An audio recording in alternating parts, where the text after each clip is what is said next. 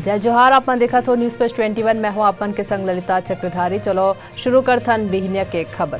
केरल के कोल्लम पहुंची मुख्यमंत्री भूपेश राहुल गांधी के संग आज 12 किलोमीटर चलही कन्याकुमारी कोच्चि हाईवे पर पहले पड़ाव के बाद लौटी रायपुर। उज्बेकिस्तान में समरकंद के शिखर सम्मेलन में पीएम मोदी ली हिस्सा। यूक्रेन ले लौटे मेडिकल स्टूडेंट के याचिका पर सुप्रीम कोर्ट में हुई सुनवाई। CUET UG 2022 के रिजल्ट हुई जारी। लगभग 20,000 उम्मीदवार 100% अंक हासिल करी। लद्दाख के लेह में भूकंप के झटका। रिक्टर पैमाना पर तीव्रता 4.8 आके गई। Hollywood pop singer Justin Bieber के दिल्ली में होने वाला शो रद्द। खराब सेहत के वजह ले नहीं आ सकी भारत। ईडी के हैदराबाद बेंगलुरु संग 40 ठिकानन ऊपर छापा। शराब नीति में भ्रष्टाचार के मामला।